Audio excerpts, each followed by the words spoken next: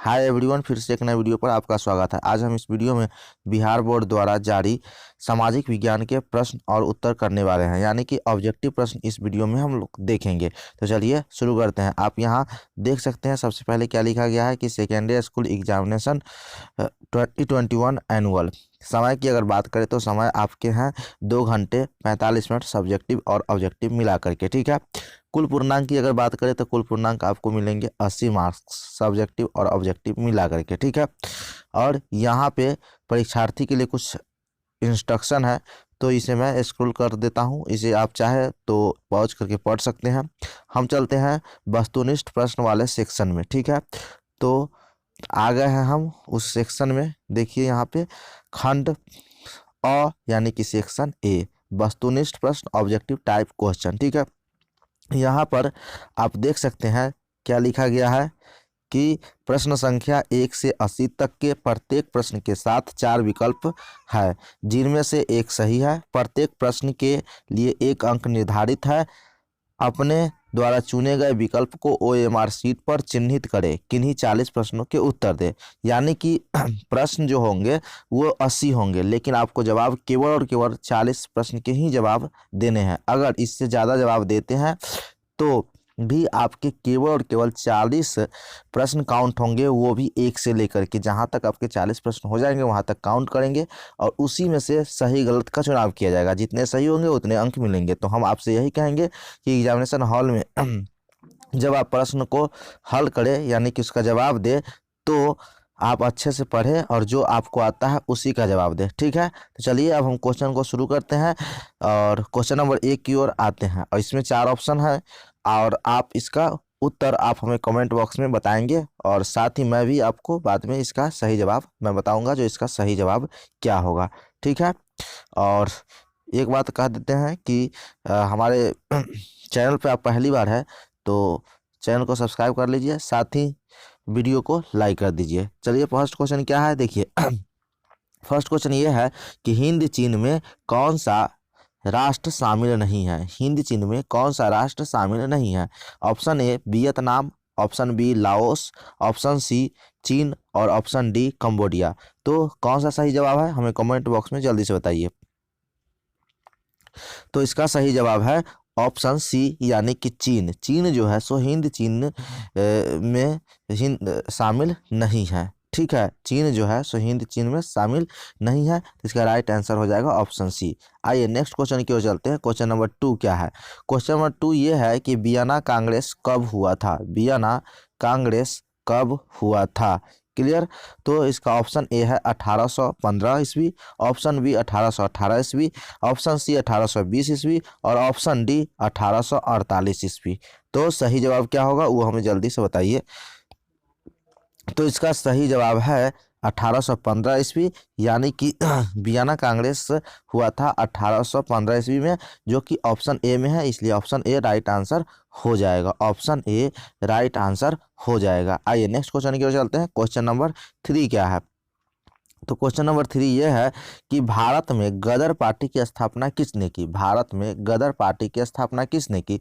Option A Gurdayal Singh, option B Chandrashekhar Azad, option C Lala Hardayal और option D Sohan Singh Bhakna. सही जवाब क्या है जल्दी से हमें बताइए।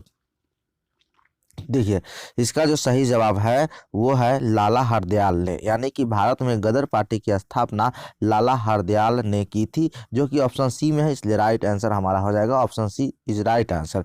नेक्स्ट क्वेश्चन की ओर चलते हैं। क्वेश्चन नंबर 4 हमारा क्या है देखिए।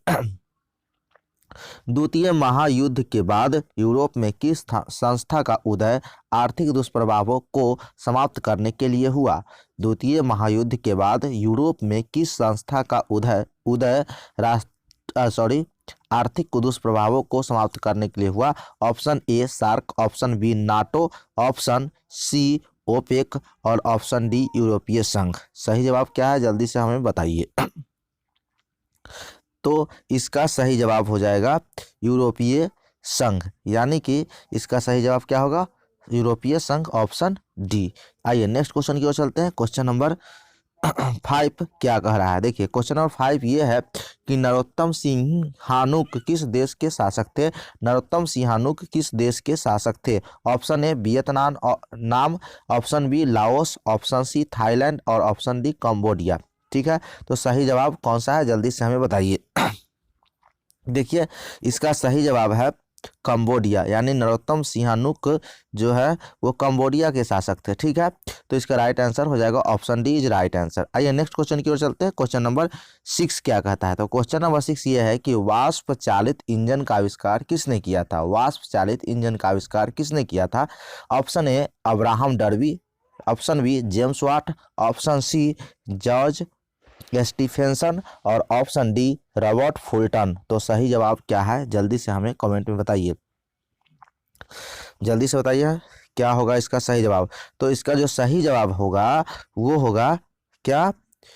तो जेम्स वाट, यानी वाष्प चालित इंजन का आविष्कार जेम्स वाट ने किया था।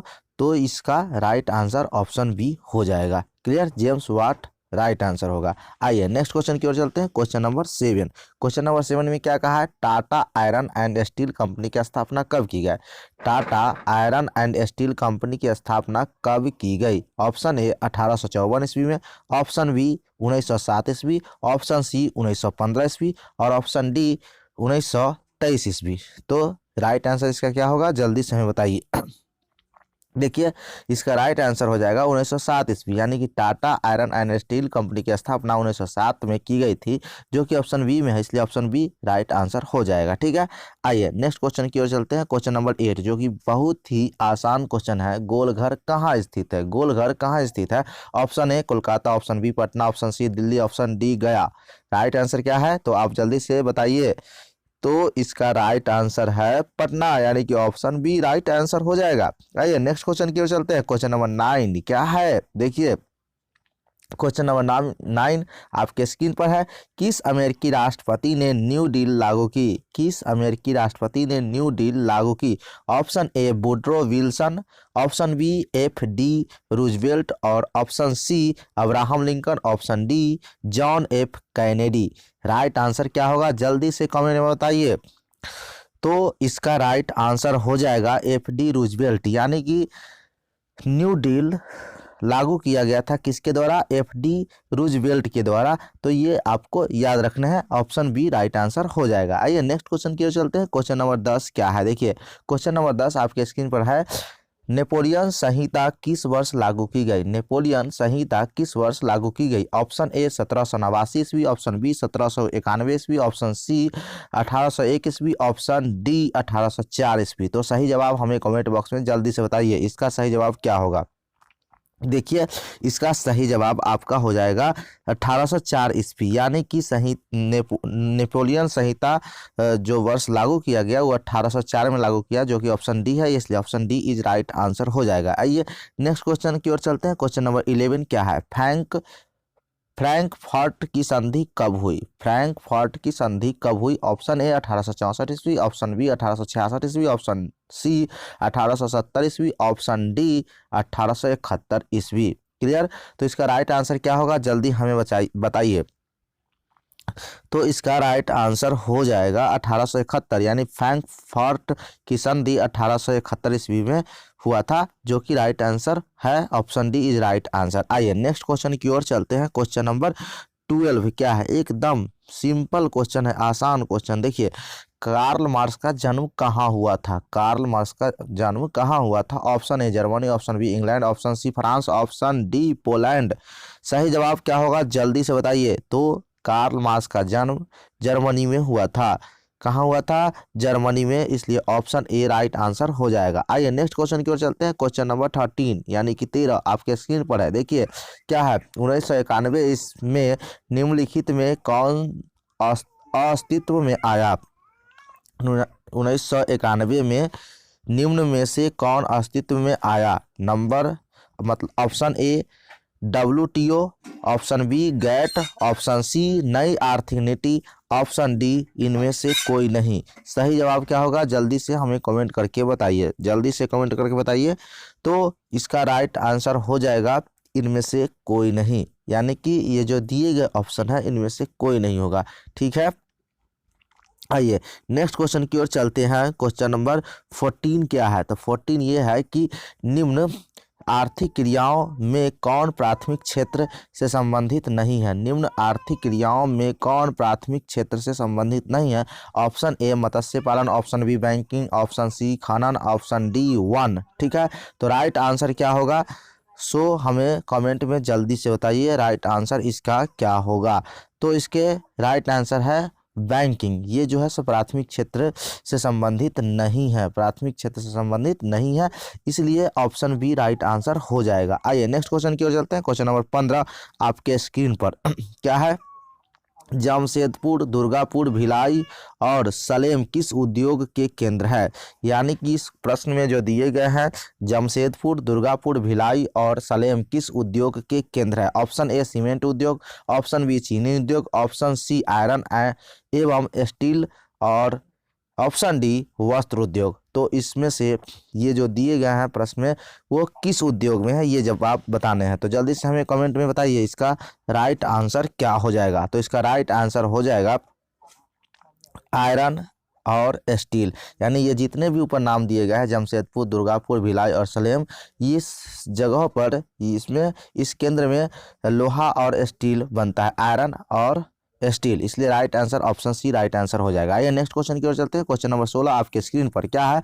प्रति व्यक्ति आय का आशय है, प्रति व्यक्ति आय का आशय है। ऑप्शन ए संपूर्ण आय, ऑप्शन बी औसत आय, ऑप्शन सी राष्ट्रीय आय, ऑप्शन डी सीमांत आय।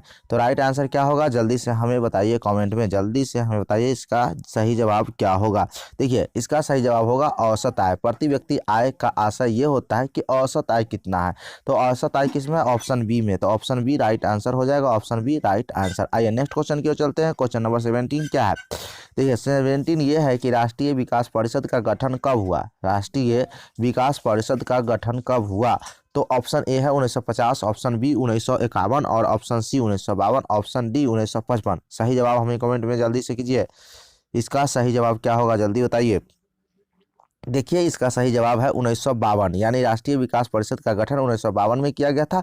तो ये है ऑप्शन सी में, इसलिए ऑप्शन सी राइट आंसर हो जाएगा, ऑप्शन सी राइट आंसर हो जाएगा। आइए नेक्स्ट क्वेश्चन की ओर चलते हैं। क्वेश्चन नंबर 18 क्या है? बांग्लादेश की मुद्रा है, बांग्लादेश की मुद्रा है, यानी बांग्लादेश की मुद्रा क्या है? ऑप्शन ए रुपया, option B dollar, option C koruna, option D taka. ये बांग्लादेश में क्या चलता है? ठीक है, मुद्रा क्या है? और सही जवाब दीजिए क्या होगा इसका सही जवाब। देखिए बांग्लादेश में टका चलता है, जो कि ऑप्शन डी में है। Right answer option D is right answer. आइए नेक्स्ट क्वेश्चन की ओर चलते हैं। क्वेश्चन नंबर 19 राष्ट्रीय आय का अर्थ है, राष्ट्रीय आय का अर्थ है ऑप्शन ए सरकार की आय, ऑप्शन बी पारिवारिक आय, ऑप्शन सी सार्वजनिक उपक्रमों की आय और ऑप्शन डी उत्पादन के साधनों की आय। तो सही जवाब क्या होगा हमें कमेंट में जल्दी से बताइए। देखिए इसका सही जवाब है उत्पादन के साधनों की आय, उत्पादन के साधनों की आय, जो ऑप्शन डी में है। ऑप्शन डी राइट आंसर हो जाएगा। आइए नेक्स्ट क्वेश्चन की ओर चलते हैं। क्वेश्चन नंबर बी क्या है? क्वेश्चन नंबर 20 क्या है? देखिए क्वेश्चन ये है कि भारत में उपभोक्ता संरक्षण कानून कब लागू हुआ? भारत में उपभोक्ता संरक्षण कानून कब लागू हुआ? ऑप्शन ए 1968 ईस्वी में, ऑप्शन बी 1986 ईस्वी में, ऑप्शन सी 1984 ईस्वी में, ऑप्शन डी 1976 ईस्वी में। इसका सही जवाब क्या होगा जल्दी से हमें बताइए। इसका सही जवाब क्या होगा जल्दी से बताइए। देखिए इसका सही जवाब है 1986 में, यानी कि भारत में उपभोक्ता संरक्षण कानून 1986 में लागू किया गया, इसलिए इसका right answer option B right answer हो जाएगा।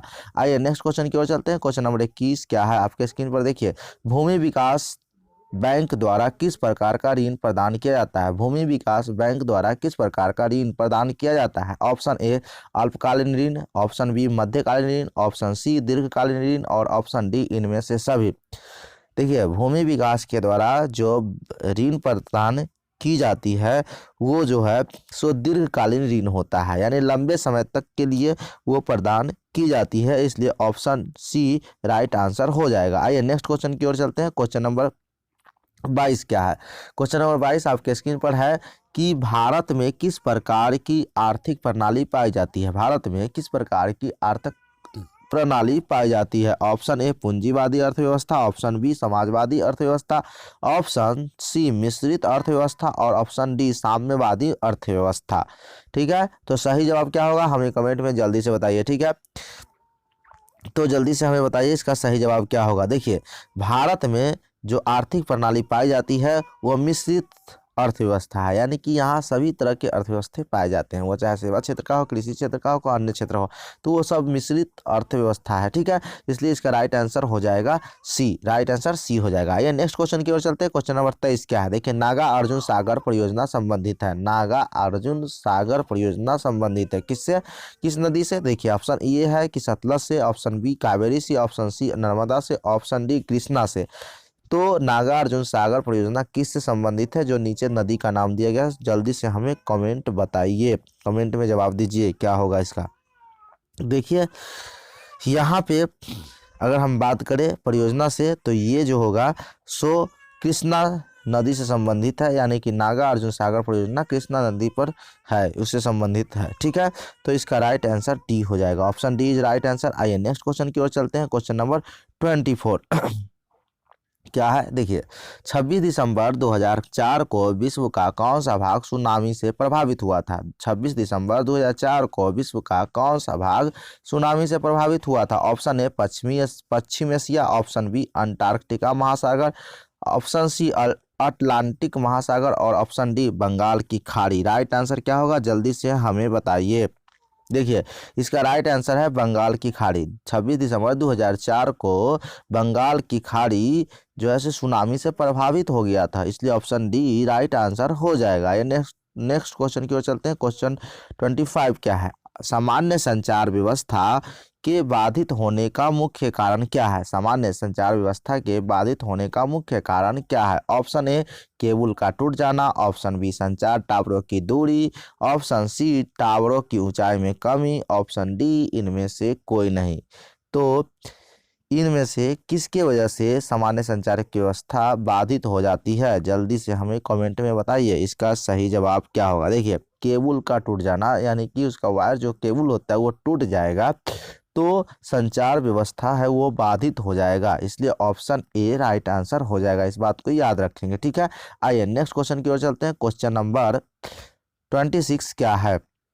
बाढ़ क्षति पहुंचाती है। नंबर ए फसलों को, नंबर बी पशुओं को, नंबर सी भवनों को और नंबर डी उपरोक्त सभी। देखिए ना, बाढ़ तो सबको मतलब क्षति पहुंचाती है। बाढ़ जब आती है तो फसल भी क्षतिग्रस्त हो जाता है, पशु भी मारे जाते हैं, भवन भी गिर जाते हैं, तो ये तीनों की क्षति होती है, इसलिए इसका जो राइट आंसर हो जाएगा ऑप्शन डी राइट आंसर हो जाएगा। क्लियर? आइए नेक्स्ट क्वेश्चन की ओर चलते हैं। क्वेश्चन नंबर 27 क्या है? आपके स्क्रीन पर देखिए, स्वर्णिम चतुर्भुज संबंधित है रेलवे से, सड़क मार्ग से, जल मार्ग से, वायु मार्ग से।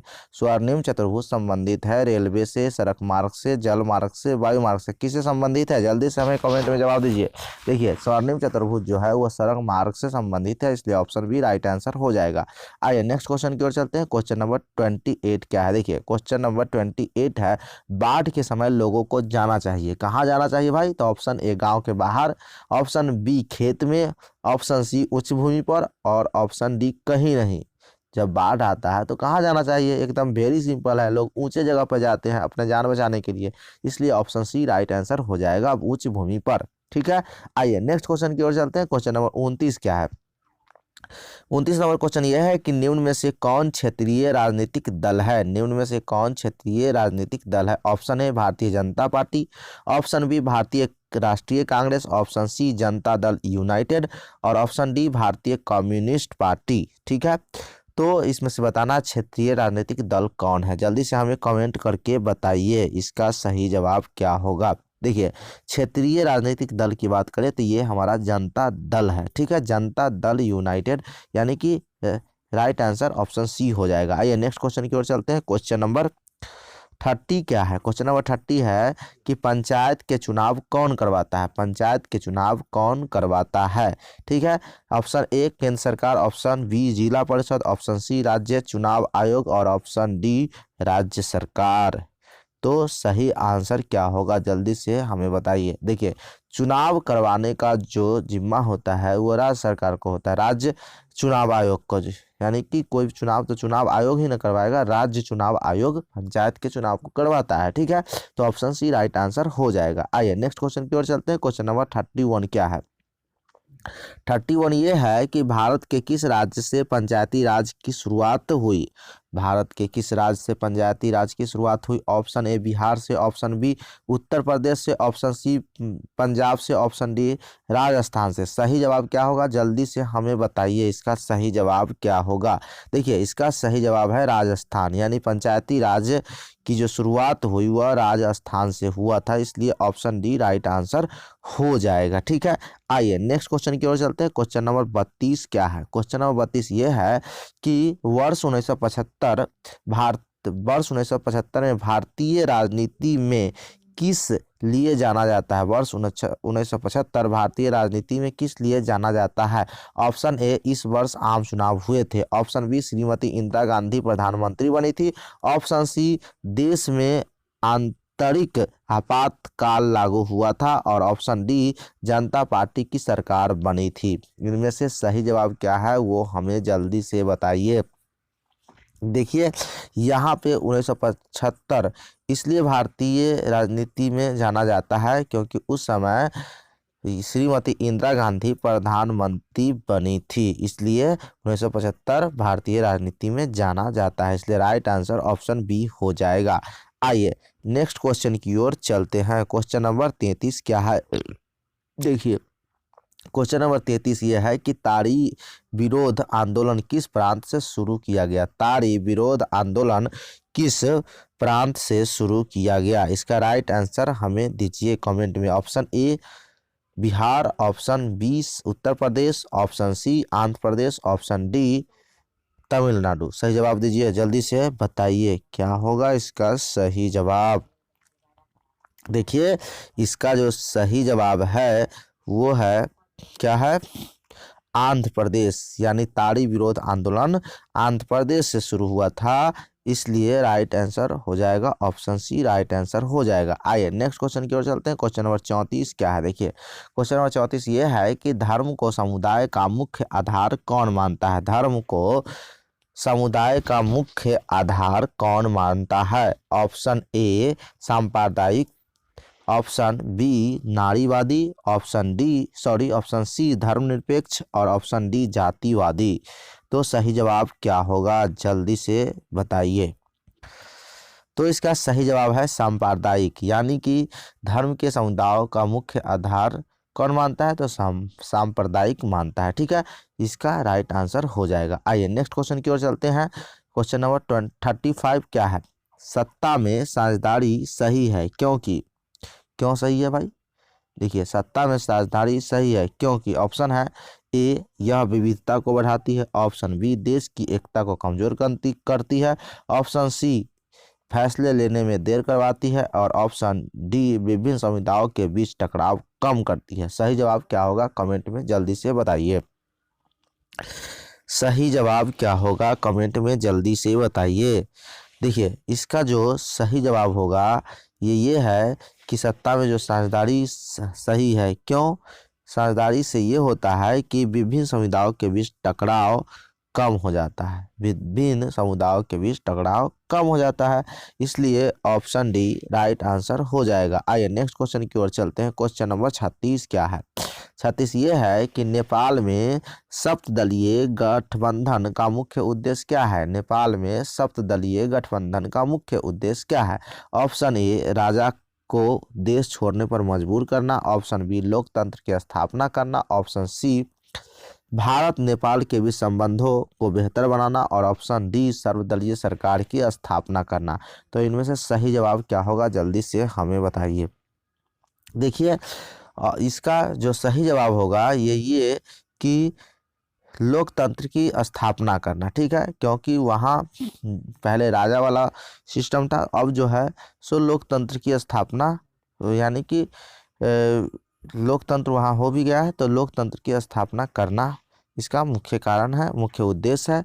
तो इसका राइट आंसर हो जाएगा ऑप्शन बी राइट आंसर हो जाएगा। आइए नेक्स्ट क्वेश्चन की ओर चलते हैं। क्वेश्चन नंबर 37 क्या है? 37 ये है कि भारत के इन राज्यों में कौन कोयले का सबसे बड़ा उत्पादक है? देखिए, ऑप्शन ए है आपके पास पश्चिम बंगाल, ऑप्शन बी है झारखंड, ऑप्शन सी ओडिशा और ऑप्शन डी छत्तीसगढ़। अब इनमें से आपको बताना है कि कोयले का सबसे बड़ा उत्पादक कौन है, कौन सा राज्य। तो सही जवाब हमें बताइए क्या होगा। देखिए, सबसे ज़्यादा कोयला जो खनन होता है वो झारखंड से प्राप्त होता है, इसलिए इसका राइट आंसर हो जाएगा ऑप्शन बी राइट आंसर हो जाएगा। आइए नेक्स्ट क्वेश्चन, क्वेश्चन नंबर 38 की ओर चलते हैं। क्या है? देखिए, क्वेश्चन नंबर 38 ये है कि सौर ऊर्जा के उत्पादन के लिए सर्वाधिक उपयुक्त राज्य है। सौर ऊर्जा के उत्पादन के लिए सर्वाधिक उपयुक्त राज्य है। Option A Assam, option B Arunachal Pradesh, option C Rajasthan, option D Meghalaya. तो इसका राइट आंसर क्या होगा? जल्दी से हमें बताइए, जल्दी से हमें बताइए। इसका राइट आंसर हो जाएगा राजस्थान, यानी कि सौर ऊर्जा के उत्पादन के लिए सर्वाधिक उपयुक्त राज्य है राजस्थान। कौन सा राज्य है? राजस्थान, इसलिए ऑप्शन सी राइट आंसर हो जाएगा। आइए नेक्स्ट क्वेश्चन की ओर चलते हैं। क्वेश्चन नंबर 39 क्या है? देखिए, क्वेश्चन नंबर 39 ये है कि बिहार की पहली घाटी परियोजना कौन है? बिहार की पहली नदी घाटी परियोजना कौन है? ऑप्शन ए गंडक नदी घाटी परियोजना, ऑप्शन बी कोसी नदी घाटी परियोजना, ऑप्शन सी बागमती परियोजना, ऑप्शन डी सोन नदी घाटी परियोजना। सही जवाब क्या होगा? हमें कमेंट में जल्दी से बताइए, कमेंट में जल्दी से बताइए। देखिए, इसका सही जवाब ये है कि कोसी नदी घाटी परियोजना, बिहार में पहली नदी घाटी परियोजना के रूप में कोसी नदी घाटी परियोजना होगा, इसलिए इसका राइट आंसर ऑप्शन बी हो जाएगा। आइए नेक्स्ट क्वेश्चन की ओर चलते हैं। क्वेश्चन नंबर 40 क्या है? क्वेश्चन नंबर 40 क्या है? 40 ये है कि सुंदरवन टाइगर रिजर्व कहाँ है? सुंदरवन टाइगर रिजर्व कहाँ है? Option A Paschim Bangal, option B Odisha, option C Uttarakhand, option D Kerala. Right answer क्या होगा? जल्दी से हमें बताइए क्या होगा। देखिए, इसका राइट आंसर हो जाएगा पश्चिम बंगाल। क्या हो जाएगा? पश्चिम बंगाल। तो ये ऑप्शन ए राइट आंसर हो जाएगा। ये नेक्स्ट क्वेश्चन की ओर चलते हैं। क्वेश्चन नंबर 41 क्या है? क्वेश्चन नंबर 41 ये है भारत में सबसे लंबा बांध कौन है? भारत में सबसे लंबा बांध कौन है? एकदम simple question. Number 1 Bhakra Nangal बांध, number B option B Nagarjuna Sagar बांध और ऑप्शन सी हीराकुंड बांध, ऑप्शन डी टेहरी बांध। कौन सा सही जवाब होगा? जल्दी से हमें बताइए। देखिए, सबसे लंबा बांध पूछा है ना, तो लंबा बांध जो होगा वो आपका हीराकुंड बांध हो जाएगा। ठीक है, लंबा की चर्चा किया है। ठीक है, तो ऑप्शन सी राइट आंसर हो जाएगा। आइए नेक्स्ट क्वेश्चन की ओर चलते हैं। क्वेश्चन नंबर 42 क्या है? कौन प्राथमिक ऊर्जा का उदाहरण नहीं? कौन प्राथमिक ऊर्जा का उदाहरण नहीं है? कौन प्राथमिक ऊर्जा का उदाहरण नहीं है? ऑप्शन ए कोयला, ऑप्शन बी विद्युत, option C petroleum, option D gas, प्राकृतिक गैस। ठीक है, तो प्राथमिक ऊर्जा का उदाहरण कौन नहीं है? जल्दी से हमें बताइए कमेंट में क्या होगा।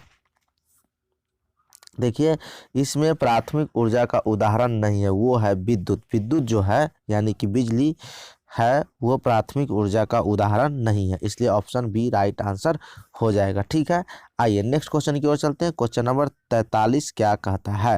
क्वेश्चन नंबर 43 ये है कि पूर्व मध्य रेल का मुख्यालय कहाँ है? पूर्व मध्य रेल का मुख्यालय कहाँ है? तो इसका ऑप्शन ए है New Delhi, option B Kolkata, option C Mumbai, option D Hajipur. तो जल्दी से कमेंट में बताइए इसका राइट आंसर क्या हो जाएगा।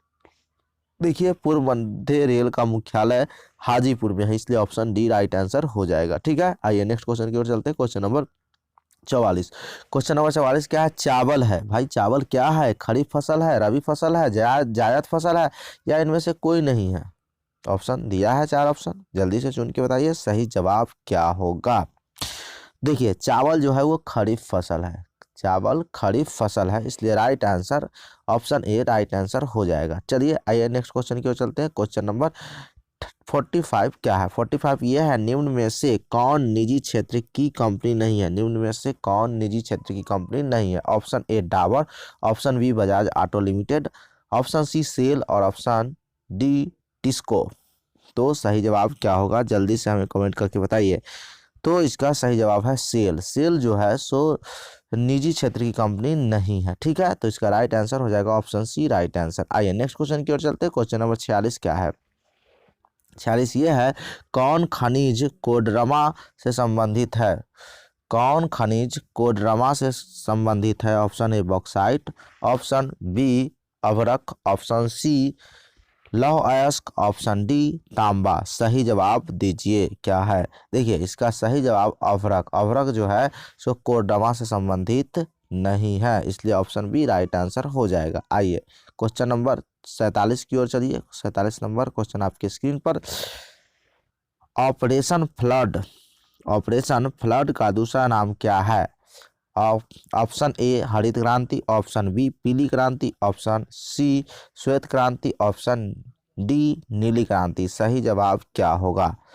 तो जल्दी से कमेंट में बताइए। देखिए इसका जो सही जवाब होगा ये है श्वेत क्रांति, यानी कि ऑप्शन सी राइट आंसर। एक बात आपको ये भी याद रखना है, श्वेत क्रांति को आपसे पूछा जाएगा दुग्ध उत्पादन किस क्रांति के अंतर्गत आता है, तो वो श्वेत क्रांति के अंतर्गत आता है। दूध या अंडा पूछे तो श्वेत क्रांति के अंदर। ठीक है, आइए नेक्स्ट क्वेश्चन की ओर चलते हैं। क्वेश्चन नंबर 48 क्या है? 48 है, लीची के उत्पादन के लिए बिहार में कौन दो जिले प्रसिद्ध है? देखिए ऑप्शन ए है पूर्णिया और कटिहार, ऑप्शन बी गया और नवादा, ऑप्शन सी पटना और नालंदा, ऑप्शन डी मुजफ्फरपुर और वैशाली। तो आपने तो समझ ही गया होगा कि बिहार में कौन से दो जिले लीची के उत्पादन के लिए प्रसिद्ध है। जल्दी से जवाब दीजिए। तो मुजफ्फरपुर का तो नाम सुने ही होंगे ना, और मुजफ्फरपुर के साथ ही वैशाली है नहीं, तो इसका सही जवाब ऑप्शन डी हो जाएगा। मुजफ्फरपुर और वैशाली लीची के उत्पादन के लिए बिहार में जाना जाता है। ठीक है, बिहार के जिलों में यही टॉप पे आता है ये दोनों। ठीक है, आइए नेक्स्ट क्वेश्चन की ओर चलते हैं। क्वेश्चन नंबर 49 क्या है? 49 ये है कि आय तथा उपभोग का अंतर, आय तथा उपभोग का अंतर क्या कहलाता है? मतलब ये ऑप्शन ए विनिमय कहलाता है, ऑप्शन बी मुद्रा कहलाता है, ऑप्शन सी बचत कहलाता है, ऑप्शन डी इनमें से कोई नहीं। मतलब आय तथा उपभोग का अंतर क्या कहलाएगा, यही जवाब देना है। तो बताइए सही जवाब क्या होगा? देखिए आय और उपभोग, मान लीजिए कि आय हुआ, उसमें से उपभोग, उपभोग मतलब खर्चा कर दिए, तो आय में से खर्चा कर दीजिएगा तो जो बचेगा उसको क्या कहिएगा? बचत कहिएगा। इसलिए ऑप्शन सी राइट आंसर हो जाएगा। आइए नेक्स्ट क्वेश्चन की ओर चलते हैं। क्वेश्चन नंबर 50 क्या है? क्वेश्चन नंबर 50 यह है कि इनमें से कौन व्यापारिक बैंक की जमा का प्रकार नहीं है? इनमें से कौन व्यापारिक बैंक की जमा का प्रकार नहीं है? ऑप्शन ए अस्थाई जमा, ऑप्शन बी चालू जमा, ऑप्शन सी अधिविकर्ष, ऑप्शन डी आवर्ती जमा। ठीक है, तो सही जवाब क्या होगा? जल्दी से हमें कमेंट बॉक्स में बताइए। देखिए इसका सही जवाब है आवर्ती जमा। ठीक है, इसका सही जवाब आवर्ती जमा, ऑप्शन डी राइट आंसर हो जाएगा। आइए नेक्स्ट क्वेश्चन की ओर चलते हैं। क्वेश्चन नंबर 51 क्या है? क्वेश्चन नंबर 51 यह है कि पूंजी में किस प्रकार के ऋणों का लेन देन होता है? पूंजी बाजार में किस प्रकार के ऋणों का लेन देन होता है? ऑप्शन ए अल्पकाल, ऑप्शन बी दीर्घकाल, ऑप्शन सी ए एवं बी दोनों, ऑप्शन डी इनमें से कोई नहीं। तो सही जवाब दीजिए कौन होगा? देखिए पूंजी बाजार में ऋणों का जो लेन देन होता है वो अल्पकाल भी होता है और दीर्घकाल, लंबे समय के लिए भी होता है, कम समय के लिए होता है, इसलिए ऑप्शन सी राइट आंसर हो जाएगा। आइए नेक्स्ट क्वेश्चन की ओर चलते हैं। क्वेश्चन नंबर 52 क्या है? 52 नंबर क्वेश्चन यह है कि किसने कहा ग्राहक हमारी दुकान में आने वाला सबसे महत्वपूर्ण व्यक्ति है, वह हम पर निर्भर नहीं हम उन पर निर्भर है? किसने कहा था ये बात? तो ऑप्शन ये है Pandit Jawaharlal Nehru, option B Rajiv Gandhi, option C Mahatma Gandhi, doctor D APJ Abdul Kalam. ऊपर लिखे गए बात किसने कहा था? जल्दी से जवाब कमेंट में दीजिए। ये जो बात कहा था पंडित जवाहरलाल नेहरू, यानी कि चाचा नेहरू चाचा ने कहे थे। ऑप्शन ए राइट आंसर हो जाएगा। आइए नेक्स्ट क्वेश्चन की ओर चलते हैं। क्वेश्चन नंबर 53 क्या है? इनमें से कौन गैर आर्थिक आधारभूत संरचना का घटक है? इनमें से कौन गैर आर्थिक आधारभूत संरचना का घटक है? ऑप्शन ए संचार, ऑप्शन बी वित्त, ऑप्शन सी शिक्षा और ऑप्शन डी यातायात। सही जवाब क्या होगा? जल्दी से जवाब बताइए। देखिए इसका सही जवाब हो जाएगा वित्त। क्या होगा सही जवाब? वित्त इसका सही जवाब हो जाएगा। ऑप्शन बी राइट आंसर हो जाएगा। आइए नेक्स्ट क्वेश्चन चलते हैं। क्वेश्चन नंबर 54 क्या है? 54 नंबर क्वेश्चन यह है कि इनमें से ऊर्जा का गैर पारंपरिक स्रोत कौन है? इनमें से ऊर्जा का गैर पारंपरिक स्रोत कौन है? ऑप्शन ए ज्वारीय ऊर्जा, option B petroleum, option C कोयला, ऑप्शन डी प्राकृतिक गैस। ठीक है, आइए तो इसका सही जवाब हमें बताइए क्या होगा सही जवाब? जल्दी से बताइए इसका सही जवाब क्या होगा। देखिए इसका सही जवाब है ज्वारीय ऊर्जा। क्या है? ज्वारीय ऊर्जा इसका राइट आंसर ऑप्शन ए हो जाएगा। चलिए नेक्स्ट क्वेश्चन की ओर चलते हैं। क्वेश्चन नंबर 55 आपके स्क्रीन पर है। क्या है? गोंडवाना समूह के कोयले का निर्माण कब हुआ था? गोंडवाना समूह के कोयले का निर्माण कब हुआ था? ऑप्शन ए 25 करोड़ वर्ष पूर्व, ऑप्शन बी 20 लाख वर्ष पूर्व और ऑप्शन सी 20,000 वर्ष पूर्व, ऑप्शन डी इनमें से कोई नहीं। देखिए कोयला बनने में ज़्यादा से ज़्यादा समय लगता है, तो इसमें सही आंसर क्या होगा? 20 लाख पूर्व। यानी और बात कहा है गोंडवाना समूह का, तो गोंडवाना समूह का जो कोयले का निर्माण हुआ था वो लगभग 20 लाख वर्ष पूर्व। ऑप्शन बी राइट आंसर हो जाएगा। आइए नेक्स्ट क्वेश्चन की ओर चलते हैं। क्वेश्चन नंबर 56 क्या है? 56 यह है कि निम्न में से खरीफ फसल कौन है? निम्न में से खरीफ फसल कौन है? इस तरह का प्रश्न आप अभी अभी देखे हैं। उसमें पूछा था चावल कौन फसल है, तो क्या जवाब दिए थे? खरीफ दिए थे। तो यहाँ भी तो खरीफ ही है, खरीफ पूछा है, तो ऑप्शन में चावल है, मक्का है, कपास है, इनमें से सभी है, तो क्या हो जाएगा भाई? चावल तो होगा ही, पक्का निश्चित, इसमें से कोई शक की बात नहीं है। और चावल तो होगा ही, साथ ही मक्का भी हो जाएगा, कपास भी है, ये सब के सब तीनों खरीफ फसल है, इसलिए ऑप्शन डी राइट आंसर हो जाएगा। ठीक है, आइए नेक्स्ट क्वेश्चन की ओर चलते हैं। क्वेश्चन नंबर 57 क्या है? 57 यह है कि इनमें से कौन रेशेदार फसल नहीं है? इनमें से कौन रेशेदार फसल नहीं है? ऑप्शन ए कपास, option B jute, option C गन्ना, ऑप्शन डी सन। तो रेशेदार फसल नहीं है, बताइए इसमें से कौन रेशेदार फसल नहीं है? तो इसका राइट आंसर क्या होगा? सी, ये गन्ना। गन्ना में से रेशा निकलता है? नहीं ना निकलता है। इससे रेशा प्राप्त किया जा सकता है? नहीं ना प्राप्त किया जा सकता है गन्ना से, ऊख से। इसको ऊख भी बोलते हैं, ठीक है, शुद्ध हिंदी में ईख भी बोलते हैं, और ये गन्ना के नाम से भी जानते हैं। तो इसका रेशा नहीं बनता है, इसलिए राइट आंसर ऑप्शन सी हो जाएगा। आइए नेक्स्ट क्वेश्चन चलते हैं। 58 क्या है? 58 नंबर क्वेश्चन कि कांडला कांडला विशेष आर्थिक क्षेत्र कहाँ है? ऑप्शन ए महाराष्ट्र में, option B Gujarat, option C Kerala, option D Paschim Bangal. सही जवाब दीजिए कहाँ है? तो इसका सही जवाब है गुजरात, यानी कि कांडला विशेष आर्थिक क्षेत्र गुजरात में पड़ता है। ठीक है, ऑप्शन बी राइट आंसर हो जाएगा। आइए नेक्स्ट क्वेश्चन की ओर चलते हैं। क्वेश्चन नंबर 49 क्या है? क्वेश्चन नंबर 49 यह है कि गुटेनबर्ग का जन्म हुआ था, कहाँ हुआ था भाई? अमेरिका में, जर्मनी में, जापान में या फिर इंग्लैंड में? जल्दी से सही जवाब दीजिए, इसका सही जवाब क्या होगा? तो इसका सही जवाब है जर्मनी में। गुटेनबर्ग का जन्म जर्मनी में हुआ था, ऑप्शन बी राइट आंसर हो जाएगा। आइए नेक्स्ट क्वेश्चन। क्वेश्चन नंबर 60 क्या है? क्वेश्चन नंबर 60 यह है कि इंग्लैंड में मुद्रण कला की शुरुआत किसने की? इंग्लैंड में मुद्रण कला की शुरुआत किसने की? Option A Hamilton, option B Caxton और option C Edison, option D Smith. सही जवाब बताइए क्या होगा? ये क्वेश्चन वेरी वेरी सिंपल है यह क्वेश्चन। तो ऑप्शन बी यानी कि कैक्सटन ने किया था। मुद्रण कला की शुरुआत कहाँ किया था? तो इंग्लैंड में किया था। ठीक है, चलिए नेक्स्ट क्वेश्चन की ओर चलते हैं। क्वेश्चन नंबर 61 क्या है? 61 ये है कि 1917 में पहली रूसी क्रांति किस नाम से जानी जाती है? 1917 की पहली रूसी क्रांति किस नाम से जानी जाती है? ऑप्शन ए फरवरी क्रांति, ऑप्शन बी अप्रैल क्रांति, ऑप्शन सी अक्टूबर क्रांति और ऑप्शन डी नवंबर क्रांति। सही जवाब क्या होगा? जल्दी से बताइए। तो वो सही जवाब है फरवरी क्रांति, यानी कि 1917 की पहली रूसी क्रांति जो है वो फरवरी क्रांति के नाम से जाना जाता है, क्योंकि वो फरवरी में हुआ होगा। ठीक है, आइए नेक्स्ट क्वेश्चन की ओर चलते हैं। क्वेश्चन नंबर 62 आपके स्क्रीन पर है। क्या कहता है? लाल सेना का गठन किसने किया था? Option A Karl Marx, option B Stalin, option C Trotsky और ऑप्शन डी केरेंस्की ने। तो सही जवाब क्या होगा? जल्दी से बताइए। तो सही जवाब इसका है ट्रॉट्स्की, यानी कि लाल सेना का गठन किसने किया था? ट्रॉट्स्की ने किया था, Trotsky. Option C right answer हो जाएगा। आइए नेक्स्ट क्वेश्चन की ओर चलते हैं। क्वेश्चन नंबर 63 आपके स्क्रीन पर क्या है? ऑल इंडिया मुस्लिम लीग की स्थापना कब हुई? ऑल इंडिया मुस्लिम लीग की स्थापना कब हुई? Option A 1921, option B 1906, option C 1929, option D 1936। सही जवाब हमें बताइए, क्या होगा इसका सही जवाब? तो इसका सही जवाब है ऑप्शन बी 1906 ईस्वी को मुस्लिम ऑल इंडिया मुस्लिम लीग की स्थापना हुई। ठीक है, आइए नेक्स्ट क्वेश्चन की ओर चलते हैं। क्वेश्चन नंबर 64 क्या है आपके स्क्रीन पर? 64 है कि तख्त श्री हरमंदरजी साहिब कहाँ स्थित है?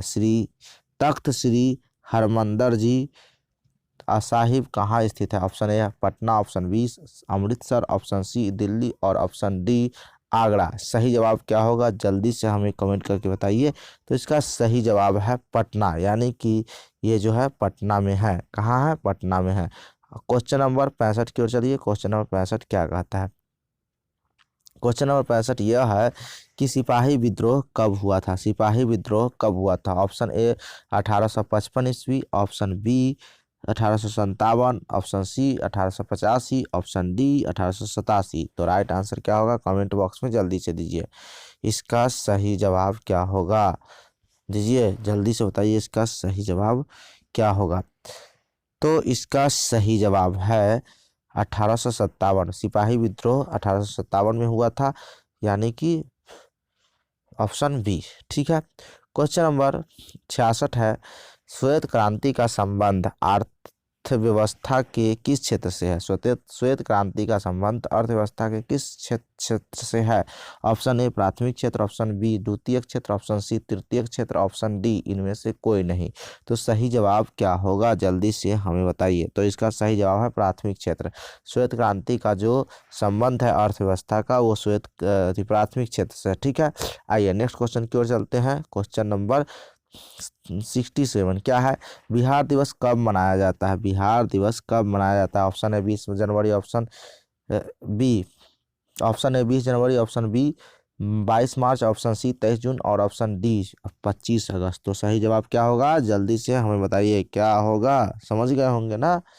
ये है option B right answer. Clear? आइए नेक्स्ट क्वेश्चन की ओर चलते हैं। क्वेश्चन नंबर 68 क्या है? सबसे बड़ा पशु मेला कहाँ सबसे बड़े पशु मेला का आयोजन किया जाता है कहाँ? ये इसका मतलब यही हुआ।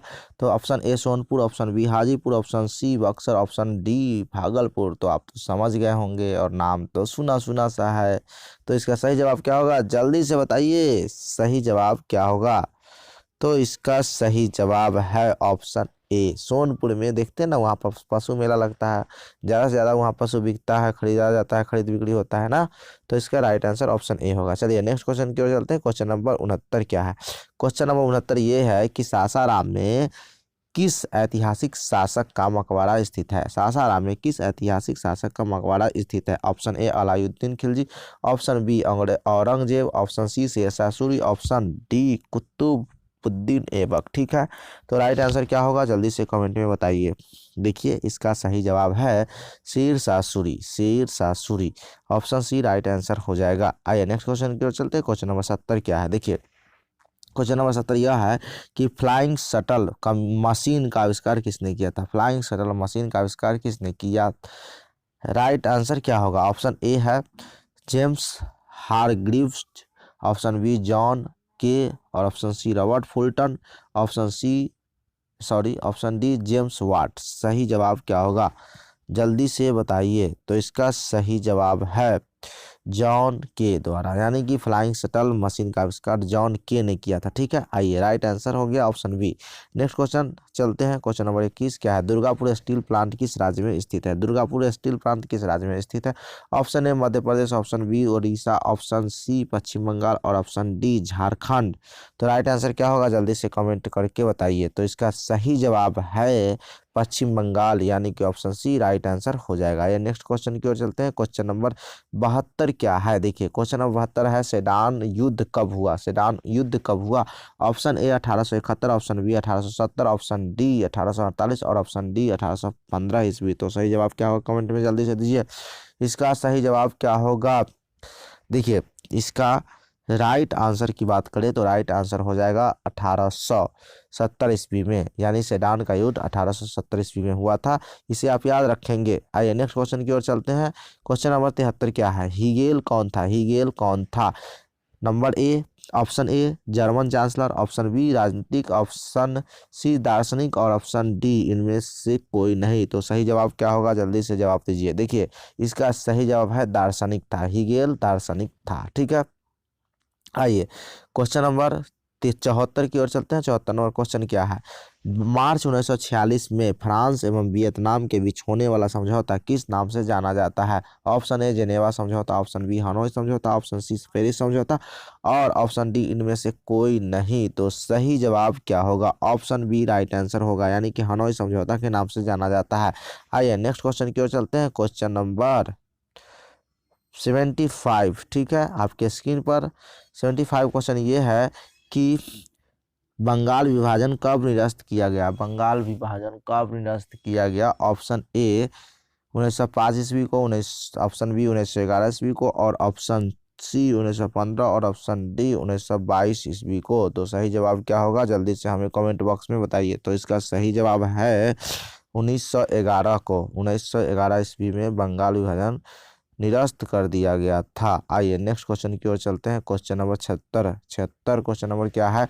किस भूकंपीय तरंग की गहनता सबसे कम होती है? किस भूकंपीय तरंग की गहनता सबसे कम होती है? तो इसका राइट आंसर हो जाएगा एल तरंग। एल तरंग की गहनता सबसे कम होती है, इसे आप याद रखेंगे। ठीक है, अगर आपसे पूछे कि पृथ्वी की सतह पर कौन सी तरंग सबसे पहले आता है, तो पी तरंग सबसे पहले आता है, याद रख लेंगे। ठीक है, आइए नेक्स्ट क्वेश्चन की ओर चलते हैं। Question number 77। क्वेश्चन नंबर 77 यह है कि कुल जल का कितना प्रतिशत भाग महासागरों में है? कुल जल का कितना प्रतिशत भाग महासागरों में है? Option A 80%, option B 85%, option C 95%, option D 97%। Right answer क्या होगा? जल्दी से जवाब बताइए, इसका राइट आंसर क्या होगा? देखिए, कुल जल का जो प्रतिशत की बात है कि जल का कितना प्रतिशत भाग महासागरों में, तो 97% महासागर में है, 3% ही इधर उधर है। ठीक है, चलिए आइए नेक्स्ट क्वेश्चन की ओर चलते हैं। क्वेश्चन नंबर 78 क्या कहता है? क्वेश्चन नंबर 78 क्या है? देखिए, बिहार की किस नदी पर नदी घाटी परियोजना नहीं है? बिहार के किस नदी पर नदी घाटी परियोजना नहीं है? Option A Son, option B Gandak, option C Kosi और ऑप्शन डी पुनपुन।